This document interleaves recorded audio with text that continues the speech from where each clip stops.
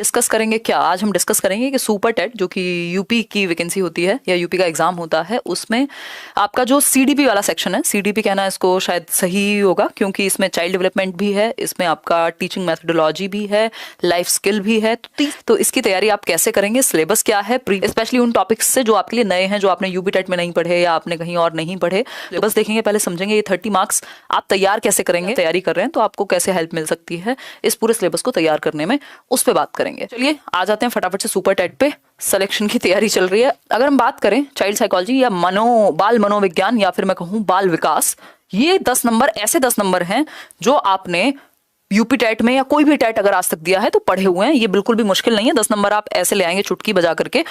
But थोड़े से कुछ क्वेश्चन आउट ऑफ लीक चले जाते हैं, 1 या 2 क्वेश्चन। ठीक, तो चाइल्ड साइकोलॉजी जो पहला सेक्शन है 10 मार्क्स का, कितने का? 10 मार्क्स का 150 नंबर का पेपर है, जिसमें से 30 नंबर ये सीडीपी के हैं, जिसमें टीचिंग मेथोडोलॉजी आप मान लीजिए या फिर और कुछ चीजें मान लीजिए। ठीक है, बाल मनोविज्ञान की अगर हम बात करें तो 10 नंबर में ये कॉमन चीजें हैं, इस पे हम आएंगे बाद में। पहले तीनों सेक्शन समझ लेते हैं, चाइल्ड साइकोलॉजी, फिर दूसरा सेक्शन आता है टीचिंग स्किल्स का, जिसको शिक्षण कौशल कह रहे हैं, 10 नंबर का ये सेक्शन है। और थर्ड सेक्शन है आपका लाइफ स्किल्स या मैनेजमेंट एंड एप्टीट्यूड, जो कि 10 नंबर का है। अब ये देखने में बहुत कॉम्प्लिकेटेड लग सकता है, लगेगा यार ये अजीब सा टॉपिक है, ये नहीं किया वो नहीं किया। अगर आप पढ़ने बैठेंगे तो थीसिस लिख दीजिए, 300 पेज की किताब पढ़ लीजिए इन 3 टॉपिक पे, बट जरूरत नहीं है। मेन चीजें करने की जरूरत है, क्योंकि पेपर में जो क्वेश्चन है वो बहुत ऊपर से या मैं कहूँ बस टच करके निकलने वाली बात है। तो आपको एक ओवरऑल आइडिया होना चाहिए। ऐसा नहीं है कि इस 30 नंबर के लिए, इस 10 नंबर के लिए आप एक 200 पेज की किताब लेके बैठेंगे, जरूरत नहीं है उसकी। बात कर लेते हैं चाइल्ड डेवलपमेंट एंड पेडागोजी, मान लेते हैं 30 नंबर का सेक्शन है टोटल, 30 मार्क्स किसमें? सुपर टेट की हम बात कर रहे हैं यहाँ पे, जो कि यूपी का एग्जाम है। तैयारी आज से शुरू करेंगे तभी हम स्कोर कर पाएंगे। ठीक है, अगर हम बात करते हैं 3 सेक्शन की, तो यहाँ कितने हैं? 3 सेक्शन हैं 10-10 नंबर के।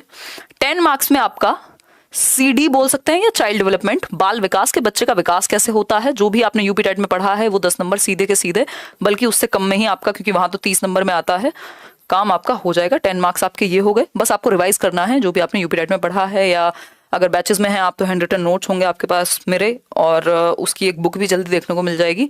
इसके अलावा दूसरा जो सेक्शन है वो है आपका टीचिंग स्किल्स का, शिक्षण कौशलों का, जिसमें टीचिंग मेथड्स आ जाएंगे और भी कुछ चीजें आएंगी। ये हो गया 10 मार्क्स का, इजी है, 3-4 क्लास में भी आप इसको समझ सकते हैं। फिर आता है आपका लाइफ स्किल। लाइफ स्किल का एक ओवरव्यू या कुछ ऐसी चीजें जो कॉन्स्टिट्यूशन में कुछ कमीशंस हैं, लॉज हैं, वो सब 10 मार्क्स। स्कूल मैनेजमेंट और लाइफ स्किल 10 मार्क्स, टोटल मिलाकर के 30 नंबर हैं आपके। नेगेटिव मार्किंग पेपर में होती नहीं है। अगर हम बात करते हैं चाइल्ड साइकोलॉजी की या बाल मनोविज्ञान की, बाल मनोविज्ञान की अगर हम बात करें तो कुछ सेक्शन है, पर्सनल वेरिएशन कह लीजिए, इनको हम कहेंगे इंडिविजुअल डिफरेंसेस। क्या कहेंगे? इंडिविजुअल डिफरेंसेस, व्यक्तिगत विभिन्नता होती है because of heredity and environment, यानी हमारे अंदर हम सभी एक जैसे नहीं है। अगर एक जैसे होते तो रोबोट्स हो जाते। कुछ समानताएं हैं, कुछ विभिन्नताएं हैं, और कुल मिलाकर के डिफरेंसेस से एक क्या डाइवर्सिटी क्रिएट होती है, विभिन्नता में एकता की बात होती है। उसका कारण क्या है? आनुवांशिकता, जो आपके लक्षण आपको अपने पेरेंट्स से मिले हैं, और वातावरण जो आपका एनवायरनमेंट आपको मिला, चाहे वो आपकी स्कूलिंग हो, न्यूट्रिशन हो, आसपास के लोग हों, हेरिडिटी जो आपको जेनेटिक गुण मिले हैं। ठीक, इससे आती है आपकी पर्सनल वेरिएशन या इंडिविजुअल डिफरेंसेस, यहीं से क्रिएट होते हैं। आपकी पर्सनैलिटी फॉर्म होने में बहुत बड़ा रोल है इन दोनों ही चीजों का। फैक्टर्स अफेक्टिंग चाइल्ड डेवलपमेंट, ये हम में से किसने नहीं पढ़ा? ये पूरा सिलेबस आपको लेट्स लर्न पे मिल जाएगा। अगर आप नहीं, मतलब आपको सिर्फ सीडीपी पढ़ना है तो आप लेट्स लर्न से ये वाला सेक्शन आराम से कर सकते हैं, कोई दिक्कत नहीं है। ठीक, बाल विकास को प्रभावित करने वाले कारक, भाई डेवलपमेंट को कौन से कारक प्रभावित करेंगे? एनवायरमेंटल फैक्टर्स होते हैं, पर्सनल फैक्टर्स होते हैं, बहुत सारी चीजें हैं, चाहे वो न्यूट्रिशन से लेकर के ट्रेनिंग से लेकर के हर चीज प्रभावित करेगी, कल्चर से लेकर के सारी चीजें। फिर आती है बात आइडेंटिफिकेशन ऑफ लर्निंग नीड्स, यानी सीखने में अधिगमकर्ताओं की जरूरतों को पहचान पाना कि उनको क्या जरूरत है, कैसे एनवायरनमेंट क्रिएट करें, पढ़ने के लिए माहौल क्रिएट करें, या एक कंट्रोल एनवायरनमेंट जहां पे बच्चा ज्यादा से ज्यादा मोटिवेटेड फील करे और सीख पाए, जो भी हिंड्रेंस है उसको हटा दिया जाए वहां से। ठीक है, फिर आता है theories of learning and their practical utility and use in classroom teaching, special arrangements for the lamp belt. यानी कि अगर हम बात करें, कुल मिला के बात ये, इसकी भाषा पे मत जाइएगा। कुछ चीजें ऐसी दिखेंगी, अरे ये क्या लिख दिया, बिल्कुल इसी सब शब्दों में पढ़ना है मुझे, तो जरूरी नहीं है। आपको एक आइडिया होना चाहिए कि लर्निंग थियरीज क्या कहती हैं।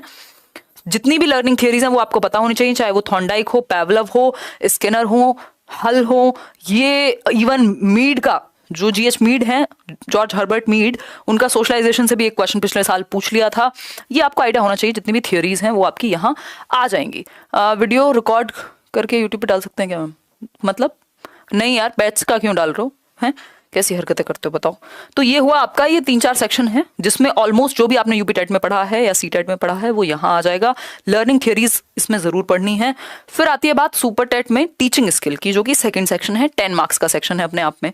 ठीक है, अगर मैं बात करूं, एक मिनट रुको, क्या पूछ रहे हो मैम? पेडागोजी स्पेशल बैच में हूं तो सीडीपी के लिए ये लेना जरूरी है? बिल्कुल जरूरी नहीं है। अगर आप पेडागोजी स्पेशल बैच में हैं तो उससे ज्यादा पेडागोजी किसी भी बैच में नहीं पढ़ाई जाती।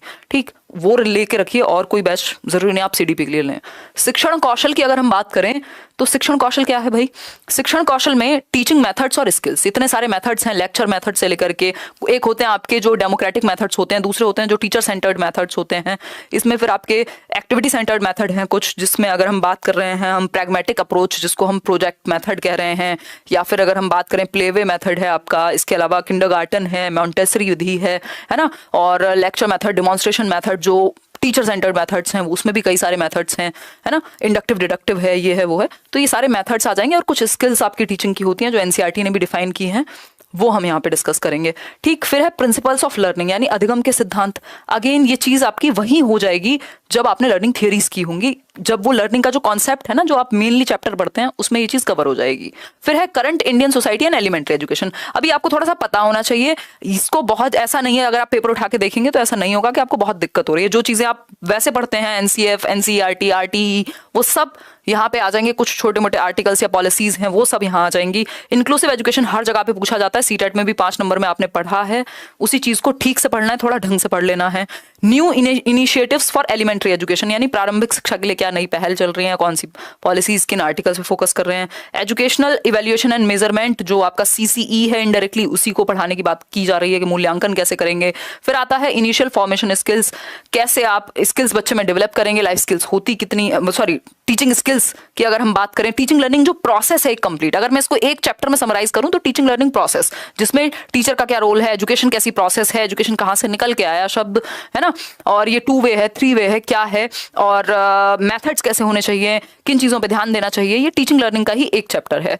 एजुकेशनल फोकस एडमिनिस्ट्रेशन, ये एक और इन्होंने टॉपिक ऐड कर दिया।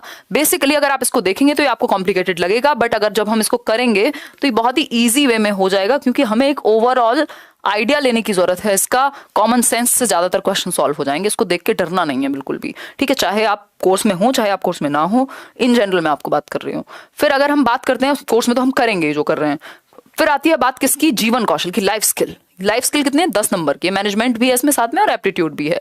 बिल्कुल कॉमन सेंस के क्वेश्चन में लाइफ स्किल वाले 10 क्वेश्चन आपको अभी दिखाऊंगी भी, अभी हम करेंगे जो 2019 में क्वेश्चन आए हुए हैं।